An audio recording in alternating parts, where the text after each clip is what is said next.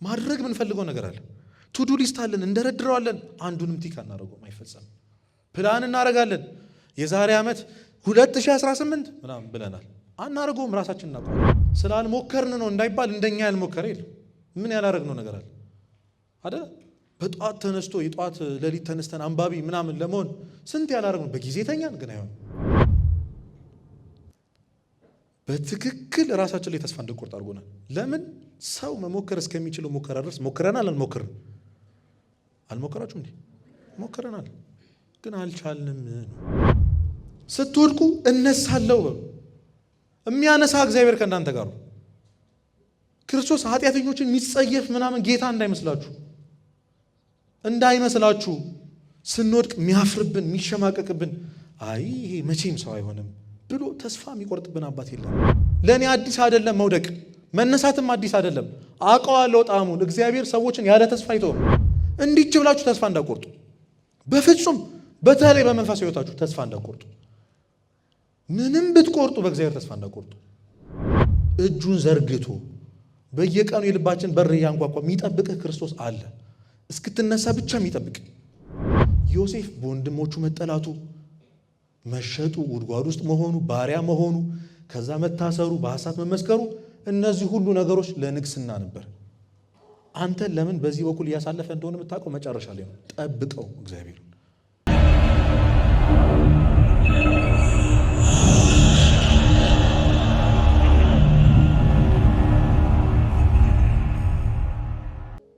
የመጀመሪያው ማድረግ የምንፈልገው በጣም ብዙ ነገር አለ በጣም ብዙ ማድረግ የምንወዳቸው ራሳችን ህይወታችን ላይ ማየት የምንፈልገው በጣም ብዙ ነገር አለ ብዙ መጸለይ እንፈልጋለን ንስሐ መግባት እንፈልጋለን ስጋ ወደሙ መቀበል እንፈልጋለን አስቀዳሽ መሆን እንፈልጋለን አንባቢ መሆን እንፈልጋለን ጎበዝ ተማሪ መሆን እንፈልጋለን ከምንም ነገር በላይ ከሰዎች ጋር በጣም በሰላም የሚኖረው ሰው የምትኖረው ሴት መሆን እንፈልጋለን ግን አልቻልንም ማድረግ ምን ፈልገው ነገር አለ ቱዱ ሊስት አለን እንደረድረዋለን አንዱንም ቲክ አናረጋውም አይፈጸም ፕላን እናረጋለን የዛሬ ዓመት 2018 ምናምን ብለናል አናረጋውም ራሳችን እናውቀዋለን ምክንያቱም 2017 ላይ እንዴት እንደሆነ ስለምናውቀው ማለት ሁሌ ግን የሆነ ራሳችን ላይ ማየት ምን ፈልገው ማንነት አለ የለም አለ አይደል ግን አድርገናል አቅቶናል ሰው ለምንድን ነው ይሄን ማድረግ ያቃተ ቢባል ብቸኛ ሊል የምንችለው ነገር ምንድነው አቅቶኝ ነው በቃ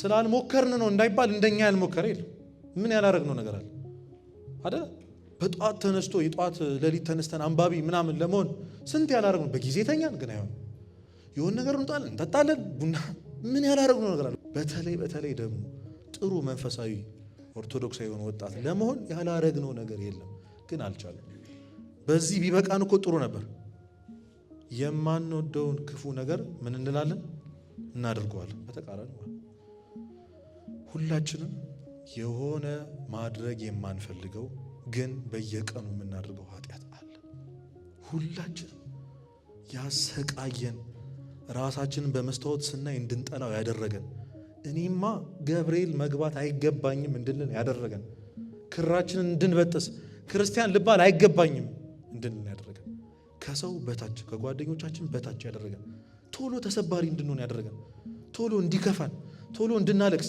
በአንዴ ትዝ እያለ እያሸማቀቀ ራሳችን እንድንጠላ ያደረገን የሆነ ኃጢአት አለ የሆነ ድክመት አለ ከእግዚአብሔር የሚያርቅ እንፈልጋለን እኮ ወደ እግዚአብሔር መቅረብ ግን አንችልም ምለናል ተገዝተናል ተስለን እናውቃለን ገብርኤል ይሄንን ኃጢአት ከኔ ከነቀልክልኝ ብለን እናውቃለን ግን አልቻልንም ሁሌ ራሳችንን ስናደርገው ነው የምናገኘው ሁሌ ስናደርገው ነው የምናገኘው ራሳችንን ሞታችንን እንድንመኝ አድርጎናል ይህ ኃጢአት ሞታችንን እንዲሆኖ ከመኖርማ ብለናል ሁላችንም መብራት አጥፍተን መኝታ ቤታችንን ቆልፈን የምናደርገው አንፈልግም እኮ እውነት አንፈልግም እንደዚህ መሆን ለምንድነው የምታደርገው ቢባል ለዚህኛው ደግሞ አንድ መልሳችን ምንድነው ወድጄ አይደለም እኮ አይደል ወደን ነው ወዳችሁ ነው አይደለም መተው እኮ ፈልጋለሁ ሰርች አድርገናል how to stop ምናምን ብለን ድረሱ ግን አልቻለም ምን ያላረግነው ነገር አለ ሄደን መጨረሻ ላይ ተስፋ ቆርጠን ራስህን አጥፋ ሚል ድምጽ ነው ጆሮአችን ላይ የሚያቃጭለው እንዲሆነ ከምትኖር ኑሮ ነው እንዴ? ኑሮ ነው ወይ? ሁልጊዜ ድብብቆች ሰዎች እንዳያውቁብን ያንን ኃጢአት፣ ክፉ ልማድ፣ አመል፣ ሱስ ይዞን ብንፈልግ እኮ ጥሩ ነው ግን አይደለም። አንዳንዴማ ሁለት ማንነት ያለንም ይመስለናል። ያንን ነገር ሲያደርገው ደስ የሚለው ከዛስ አድርጎት ሲጨርስ ደግሞ የሚከፋው ማንነት አለ አይደል? እኛ የትኛው ነን? እሺ ቤተክርስቲያን ስንመጣ ሰላም ይሰማናል፣ ይዛ መጥፎ ቦታ ስንሄድም ሰላም ይሰማናል፣ ደስ ይላናል። ያኛው ግን ኃጢአቱን አድርገነው ስንጨርስ ሁሌ ልባችን ይቃጠልብናል። በትክክል ራሳችን ላይ ተስፋ እንድንቆርጥ አድርጎናል። ለምን? ሰው መሞከር እስከሚችለው ሞከራ ድረስ ሞክረናል። አልሞከራችሁ እንዴ? ሞክረናል ግን አልቻልንም ነው። የሆነ ክፉ ልማድ አለ፣ የሆነ ሱስ አለ፣ የሆነ ሰው አለ። ከዚህ በኋላ አላወራውም፣ ቴክስት አላረግለትም ብለን ምናረግለት የሚያመላልሰን ማለት ነው። የሆነ ቦታ አለ።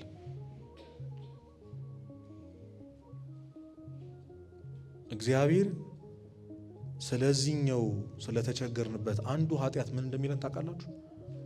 የምትወደውን አንዱ ልጅህ አርገህ የወደድከውን ኃጢአትህን ምን በልልኝ ሰዋልኝ ነው የሚለው። ሁላችንም ለእግዚአብሔር ብለን መሰዋት ያቃተን ይስሐቅ አለን። ጸሎት እንዳናደርግ የሚያደርገን ማታ ራሳችን እንድንጠላ አድርጎን ጠዋት ስንነሳ ይህንን ባደረግኩበት እጄ ይህንን በሰራሁበት ሰውነቴ የጸሎት መጽሐፍማ አልይዝም ብለን ጸሎት እንዳናደርግ የሚያደርገን ይስሐቅ አለን። መሰዋት አቅቶናል። እግዚአብሔር ደግሞ ያቺን ነው የሚለው፣ እሱን ነገር ተውልኝ ነው፣ ለእኔ ብለህ ተውልኝ። እና ምንድን ነው የምናደርገው? በጣም ብዙ ጊዜ ከዚህ ነገር ውጡ፣ ይህንን ኃጢአት ተዉ ምናምን እንባላለን። እንዴት መውጣት እንዳለብን ግን አናውቅም አይደለ? ንስሐ ግቡ ይባላል። ንስሐ መግባት እንዳለብን እኮ እናውቃለን ለዚህ ኃጢአታችን። ግን እንዴት ነው ምን ተወው ነው የመጀመሪያው ነገር። መፍትሄ ነው። አሁን የመጀመሪያው ነገር ይስሐቅን መለየት ነው። ያን ይስሐቅ ብቶ ወደ እግዚአብሔር የሚያቀርበኝ ብሰዋለት ለእግዚአብሔር ተወው የሚለኝ ነገር ምንድን ነው? እስኪ አንድ ቀን ዛሬ ቤታችሁ ቁጭ ብላችሁ እስኪ መብራታችሁን አጥፍታችሁ ቁጭ ብላችሁ ከራሳችሁ ጋር ምንድን ነው ከእግዚአብሔር እያራቀኝ ያለ እኔ በየቀኑ እያደረግኩት ያለው መጥፎ ነገር ምንድን ነው? መተው እንዳለብኝ እያወቅኩ ግን የማደርገው ነገር ምንድን ነው? ለዩት። ይስሐቃችሁ ያን የምንቸገርበትን ነገር እንለየው። ቁጭ ብለን ስለ ጉዳዩ እናስብ። መቼ ነው እንደዚህ አይነት ሰው የሆንኩት? መቼ ነው የጀመርከው ያንን ኃጢአት? ማን ያስለመደ? እንዲህ ነው የገባው? ቁጭ ብለን ሪያሊቲውን ፌስ እናድርግ እስኪ። ሆነን አንድ ቀን ስልካችን ወደ ጎን ወርረን ከራሳችን ጋር እናውራ። ከእግዚአብሔር እያራቀኝ ያለ አንድ ነገር እግዚአብሔር እንድተውለት የሚፈልገው ያ ነገር ምንድን ነው ብለን እናስብ። ይመጣልናል አይደል? ሰው ሊሆን ይችላል፣ ጊዜ የለኝም ምናምን ልንል እንችላለን። ትምህርት ይስሐቃችሁ ሊሆን ይችላል። የምታጠናው ጥናት መጽሐፍ ቅዱስ እንዳታነብና ጸሎት እንዳታደርግ ወደ ቤተክርስቲያን እንዳትሄድ የሚያደርግ ከሆነ ይስሐቅ ነው መተውን ያለብህ። ምክንያቱም እግዚአብሔር እንኳን ከትምህርት ከአባትና ከእናትም ስለሚበልጥ ተናግሯል ክርስቶስ በወንጌል። ማንም ከኔ አብልጦ እናትና አባቱን ቢወድ እህት ወንድሙን ቢያስበልጥ የተረገመ ይሁን ነው። ከእናት ከአባት በላይ የሚወደድ እግዚአብሔር አይታችኋል። ቅድም ነግሬያችኋለሁ አብርሃም ምን ያህል እግዚአብሔር እንደሚወደው አይደለ? የሚተውለት አምላክ ነው። ብዙ የሚተውለት አምላክ ነው። ብዙ ነገር ሁሉ ነገሩን የሰጠን አምላክ እኮ ነው። ራሱን የሰጠን ክርስቶስ። እንለየው አንድ ቀን ቁጭ ብለን ምንድን ነው እየሆንኩ ያለሁት? በህይወቴ ምንድን ነው እያደረኩ ያለሁት? ይህ መንገድ ያዋጣኛል? ክርስቶስን እኮ በየቀኑ እንዲሰቃይ እያደረኩት ነው። ባዳነው ሰው እንዲበደል እያደረኩት ነው። ታውቃላችሁ አንድ ክርስቶስ እንግዲህ የሾህ አክሊሉን ካያችሁት 3000 ነው እሾህ አክሊሎቹ በቁጥር 70ዎቹ ጭንቅላት ውስጥ ገብተዋል፣ ወደ ውስጥ ገብተዋል። ምን ያህል ሊያመው እንደሚችል አስቡ። አንተ ያንን ኃጢአት ስትሰራው ሌላ 71ኛ ሾህ እየጨመርክ በእጅህ በእንጨት እየቆሰቆስክ እንዲያመው እያደረገው ክርስቶስን ድጋሚ እየሰቀልነው ነው ያንን ኃጢአት ስናደርገው። እስከ መቼ ነው የወደደኝ ጌታ ላይ እንደዚህ የሚጨክነው እና እንደዚህ የሚያደርገኝ ነገር ምንድን ነው ብለን አንድ ቀን ቁጭ ብለን ከራሳችን ጋር እናወራ። ከዛስ ያ ክፉ ልማድ ያ ክፉ ኃጢአት ህይወታችን ላይ ያመጣውን ኢፌክት ቁጭ ብለን እናስበው እስኪ። ምን እንዳደረገን፣ እንዴት ከሰው በታች እንዳደረገን፣ መረጋገጫ እንዳደረገን። እውነት ራሳችን መስታወት ላይ ስናየው እኮ ጥሩ ስሜት ነበር ሊሰማን የሚገባው። በዚህ ልክ ራሳችን እንድንጠላ እንዴት እንዳደረገን። ዛሬ ለምሳሌ ቁጭ ብላችሁ ስለ አንድ ጓደኛችሁ ግን ስላደረገው ክፋት በየቀኑ ብታስቡ ነገ ሄዳችሁ ያስጠላችኋል። አይ ሰውዬ ለምን ምኑን ብቻ ስላሰባችሁ ምኑን ካሰባችሁ ነው ያስጠላችሁ የለ ሰውየው። ስለ ኃጢአታችሁ ክፋት አስቡ። ምን እንዳረጋችሁ፣ እንዴት እንደበደላችሁ፣ እንዴት እንደወጋችሁ፣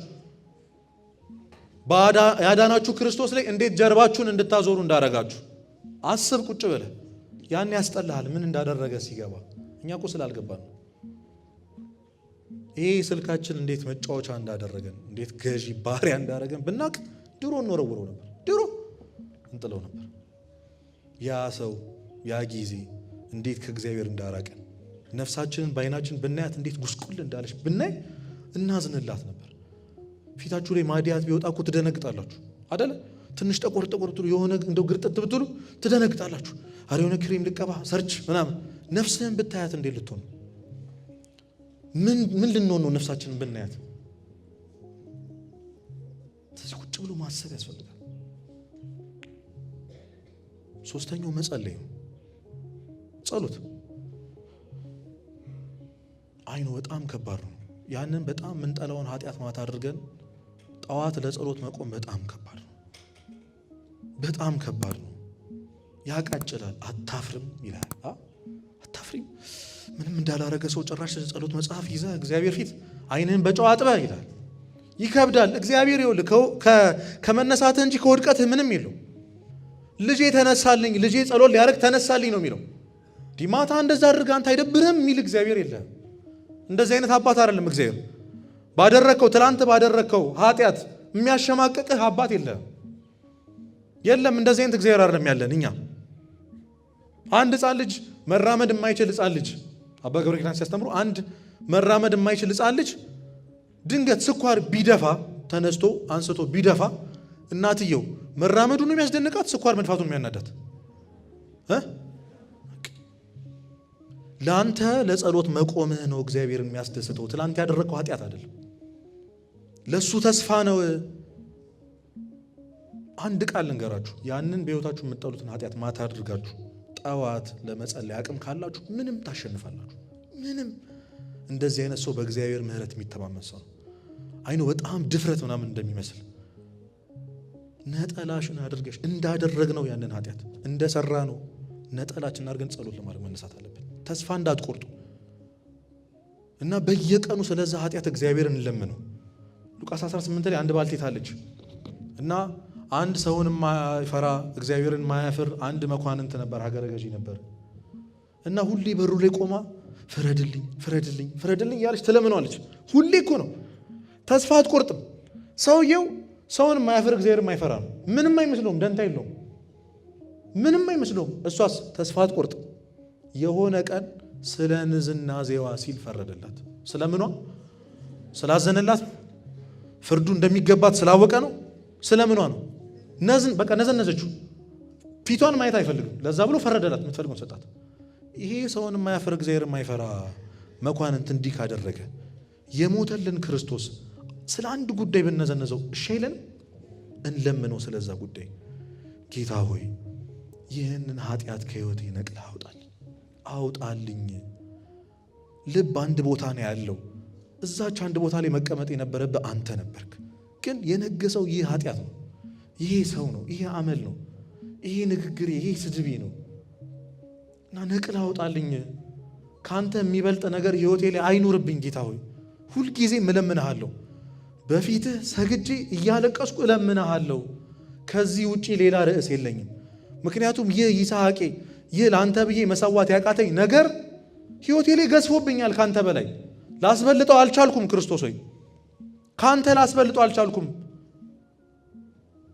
በእኔ የሚያምን ምንም ማድረግ ይቻላል ብለሃል። ጌታ ሆይ አምናሃለሁ፣ ይህን ኃጢአት ከሕይወቴ ነቅለህ አውጣልኝ ብላችሁ በየቀኑ እግዚአብሔር መለመን። ያቺ 12 ዓመት ሙሉ ደም ሲፈሳት የነበረች ሴት አስቡት። 12 ዓመት ኮንቲኒስሊ ደም ይፈሳት ነበር። ቀጥ ብሎ ቆመ። ይሄ የኃጢአት ደማችን የሚቆመው ምናልባት ከአንድ ቀን በኋላ ሊሆን ይችላል ለኛ፣ ምናልባት ደግሞ ከ20 ዓመት በኋላ ሊሆን ይችላል። ዋናው ምን መሆኑ ነው? መቆሙ ነው። ስለዚህ በየቀኑ እግዚአብሔርን ጠይቁት። አቁምልኝ ይሄን የኃጢአቴን ደም ብለን በየቀኑ ስፔሲፊካሊ ስለ ኃጢአቱ ስለዛ ስለምንቸገርበት ነገር እግዚአብሔርን በየጊዜው መጠየቅ። እግዚአብሔር ምን ያህል እንደምንፈልገው ሲያቅ፣ ምን ያህል ይሄ ነገር እንደጠላ ነው ሲያቅ፣ እሱ አንድ ቀን ከዚህ ኃጢአተኛ ነፃ የሚያወጣበት ቀን ይመጣል። ያንን ቀን ያቅርብልን። ሶስተኛውና ዋነኛው ነገር ተስፋ አለመቁረጥ ነው። ይህን እንግዲህ በጣም ብዙ ጊዜ ተነጋግረናል። አንድ ወጣት ወደ አቡነ ሺኖዳ ይሄድና አባቴ እኔ ሰለቸኝ፣ ሁልጊዜ እነሳለሁ፣ ከዛ ወድቃለሁ፣ እነሳለሁ፣ ወድቃለሁ፣ ንስሐ ገባለሁ፣ አሁንም ወድቃለሁ፣ መረረኝ በቃ እና ይሄ የመጨረሻ በቃ ምክሬ ነው እርሶን ለመቀበል የምመጣው የመጨረሻ ነው በቃ መሮኛል አላቸው። ልጄ እኔ ምንም ምልህ ነገር የለም፣ ግን ቅድም የተናገርከትን አረፍተ ነገር ላስተካክልልህ አሉት። እሱ ምንድነው ሲል የነበረው? እነሳለሁ ከዛስ? ልጄ አረፍተ ነገሩን ቀይረው ቅደም ተከተሉን አሉት። እኛ እያሰብን ያለነው ስንቴ እንደተነሳን አይደለም፣ ስንቴ እንደወደቅን ነው እያሰብን ያለነው። ስለዚህ በወድቅም እነሳለሁ በሉ። አሁን ንስሐ ለመግባት ምክንያት አድርገን እያቀረብን ያለውን ነገር ይህንን ነገሬን ሳልተው እንዴት ንስሐ ገባለሁ? ይህን ክፉ ልማዴን ሳልተው እንዴት ስጋው ደግሞ እቀበላለሁ? ድጋሚ በወድቅስ ሲላችሁ ጭንቅላታችሁ ምን ትሉታላችሁ? በወድቅም እነሳለሁ በሉ። ይሄ ትልቅ የላይፍ ፕሪንሲፕል ነው። በወድቅም በሉ። ከዛስ በቃ እነሳለሁ፣ ጠላቴ ደስ አይበልም። ስትወድቁ እነሳለሁ በሉ። የሚያነሳ እግዚአብሔር ከእናንተ ጋር ነው። ክርስቶስ ኃጢአተኞችን የሚጸየፍ ምናምን ጌታ እንዳይመስላችሁ ስንወድቅ የሚያፍርብን የሚሸማቀቅብን አይ ይሄ መቼም ሰው አይሆንም ብሎ ተስፋ የሚቆርጥብን አባት የለንም። እንዳትረሱ። እግዚአብሔር ተስፋ ካልቆረጠባችሁ ምን ትፈልጋላችሁ? ስለዚህ በየቀኑ መነሳት፣ መውደቅ፣ መነሳት። እግዚአብሔር አንድ ቀን ተነስቼ እንድቀር ያደርገኛል። ደግሞ ምስክር ሰጥቶናል እኮ ኦግስቲን ምን አለ? ጌታ ሆይ እቀርብሃለሁ፣ ኃጢአቴ ታርቀኛለች፣ እቀርብሃለሁ፣ ኃጢአቴ ታርቀኛለች አለ። ግን ተስፋ ቆርጬ ደግሞ የሆነ ቀን ልርቅህ ስል የሆነ ቀን ያቀመስከኝ ፍቅርህ ትስበኛለች። እንደው ምንም ብንወድቅ ኃጢአተኛ ብንሆን የሆነ ጊዜ ጎበዝ አልነበርንም? ትዝ አይላችሁም? እነዛ ሳምንታት የሆነ ጊዜ እኮ ጸሎት ማድረግ ጀምረን ነበር አይደል? የሆነ ጊዜ ጸበል እንዴት ነበር? የሆነ ጊዜ ጥሩ ነበር። የሆነ ጊዜ ትተነው ነበር ኃጢአቱን። የሆነ ጊዜ ንስሐ ገብተናል ተሳክቶልን። የሆነ ጊዜ ቆርበናል። ያቺ ቀን ተስፋችሁ ትሆናችሁ። ማድረግ እንደምትችሉ ተስፋችሁ ናት ያቺ ቀን። እኔ እኮ የሆነ ቀን ተነስቼ አውቃለሁ በሉ። ለእኔ አዲስ አይደለም መውደቅ፣ መነሳትም አዲስ አይደለም። አውቀዋለሁ ጣዕሙን። እግዚአብሔር ሰዎችን ያለ ተስፋ አይተውም። ምንም ቢሆን ጎበዝ የነበርንበት የሆነ ቀን ነበር። ያቺን ቀን የመነዘራችሁ ኑሩ። እንዲች ብላችሁ ተስፋ እንዳቆርጡ በፍጹም። በተለይ በመንፈስ ሕይወታችሁ ተስፋ እንዳቆርጡ። ምንም ብትቆርጡ በእግዚአብሔር ተስፋ እንዳቆርጡ። እሱ ሁልጊዜ ባለበት ቆሞ የሚጠብቅ አምላክ ነው። አዎ በጣም ርቀነዋል። ወደኋላ ዞር ብለን ስናየው የራቅነው መንገድ በጣም ሩቅ ነው፣ ግን ባለበት ነው። እሺ ቆሞ ወደኋላ አላፈገፈገም። እሱ አለ። ክርስቶስ ትተነው በሄድንበት ቦታ ቆሞ የሚጠብቀን ብቸኛው ራሱ ክርስቶስ ብቻ ነው። እጁን ዘርግቶ በየቀኑ የልባችን በር እያንኳኳ የሚጠብቅህ ክርስቶስ አለ። እስክትነሳ ብቻ የሚጠብቅ። ለምን ወደቅ ሳይሆን ለምን አልተነሳህም የሚልህ ማለት ነው። ስጠብቅህ ነበር እኮ የሚልህ አምላክ አለ። ለማን ብላችሁ ነው ተስፋ የምትቆርጡት? ለማን ብላችሁ? የፈጠረ የጎዳኸው የበደልከው ክርስቶስ እኮ ተስፋ አልቆረጠብህም። አንተ በድለኸው እሱ ተስፋ አልቆረጠብህም። ለምን ተስፋ ትቆርጣለህ? አንድ ቀን ሰው ሆናለሁ። እስኪ አንድ ቀን ሰው ሆናለሁ በሉ። ኧረ ከልባችሁ በሉ ባካችሁ። እንሆናለን። ያርገን። ተስፋ እንዳትቆርጡ። እዚህ ምድር ላይ ትልቁ ኃጢአት ምንድን ነው ካላችሁኝ፣ ተስፋ መቁረጥ፣ ራስን ማጥፋት ነው። ስርየት የሌለው ኃጢአት ምንድን ነው ካላችሁኝ፣ ራስን ማጥፋት ነው። መጽሐፈ ብርሃን ላይ ምን ይላል? እግዚአብሔር እያለቀሰ ይፈርዳል ይላል። እያዘነ የሚፈርድበት ነገር ኃጢአት ቢሆን ዝር እንዳይል የሐሳብ ጭንቅላታችሁ ዝር እንዳይል መኖር ይሻላል። እሺ ደግሞ ትንሽ ኑሩ። እውነት ትንሽ መኖር መልካም ነው። እግዚአብሔር ለምን በዚህ በወጣትነታችሁ ያለ እድሜያችን እኮ ነው አይደል? በዚህ እድሜያችን እኮ እኛ መቦረቅ ምናምን ነበር የነበረብን። እንደዚህ ነገር እኮ ነበር ማሳለፍ የነበረብን አይደለ? አልነበረም እኮ። ግን ለምን እንደሆነ የሚያሳይበት ቀን ይመጣል። እሺ ዮሴፍ በወንድሞቹ መጠላቱ፣ መሸጡ፣ ጉድጓድ ውስጥ መሆኑ፣ ባሪያ መሆኑ፣ ከዛ መታሰሩ፣ በሐሰት መመስከሩ፣ እነዚህ ሁሉ ነገሮች ለንግስና ነበር። አንተን ለምን በዚህ በኩል እያሳለፈ እንደሆነ የምታውቀው መጨረሻ ላይ ነው። ጠብቀው እግዚአብሔር ባለውበት ቆሜ ምን እልሃለሁ? ጠብቁት እግዚአብሔር። አንድ ቀን እኛ ሲደክመን እኛ ተስፋ ትተነው በቃ ለእሱ ስንተወለት እሱ ያነሳናል። ሌላኛው ድካምን ማመን ነው። እሺ እራሳችሁ አትታገሉ። ድካምን ማመን ትልቅ ነገር ነው። ለዚህ አንድ ነገር ልንገራችሁ ልጨርስ። ዲያብሎስ እግዚአብሔር እንደዚህ ይለዋል፣ ብርቶቹን ለኔ ተዋቸው፣ እነሱ አያውቁትኝም። ደካሞቹን ግን አልችላቸውም፣ ምክንያቱም ድካማቸውን ስላመኑ ወደ አንተ መጥተዋል። ወደ አንተ የመጣውን ደግሞ አልችለው። እየሰማችሁ ነው? እንችላለን እኛ። ትችላላችሁ መሰለኝ። ትችላላችሁ ወይ? ማን ይችላል? እሱ ያሸንፍልን። ታውታችሁ ጌታ ሆይ እኔ ከዚህ በኋላ ማድረግ የምችለውን ነገር ጨርሻለሁ። አንተ ጉልበት ካልሆንክኝ በስተቀር አንተ እጅህን ካላስገባህበት በቀር እኔ ትቼዋለሁ። ድካማችን አምነን ስብር ብለን መተን ማልቀስ ነው። እኛ ዝም ብለን ንስሐ እንግባ፣ ዝም ብለን ስጋው ደግሞ እንቀበል፣ ዝም ብለን የወደቅን ቶሎ እንነሳ። እግዚአብሔር ትጋታችንን እሱን ለማስደሰት ብለን የሄድነውን ርቀት አይቶ አንድ ቀን ይምረናል። ስለዚህ ድካምን አምኖ ወደ እግዚአብሔር መቅረብ ነው። ተስተካክሎ ንስሐ መግባት የለም። የሚያስተካክልህ ንስሐ ነው። ሐኪም ቤት ናት ቤተክርስቲያን፣ ሐኪም ቤት ናት። ሰው እንዴት ነው ሲሻለኝ ሄዳለሁ ይባላል ሐኪም ቤት? ሞኝነት እኮ ነው። ቆይ ትንሽ ተስተካክይ እቺን ነገር ስቶ ንስሐ ገባለሁ ቤተክርስቲያን ሄዳለሁ አይባልም። እውነት የሚያስተካክለን ንስሐ ነው። ልቤ ይደንድኖብኛል አይደለ? ምንም እየተሰማኝ አይደለም። አሁን እንደዚህ እያወራህ እንኳን ምንም አይሰማኝ፣ ምን እንደምታወራ አልገባኝ። ችግር የለውም ንስሐ ገብተህ ሞክረው። ችግር የለውም ንስሐ ገብተህ ሞክረው። ልብህን እንዴት እንደሚሰብረው ታያለህ።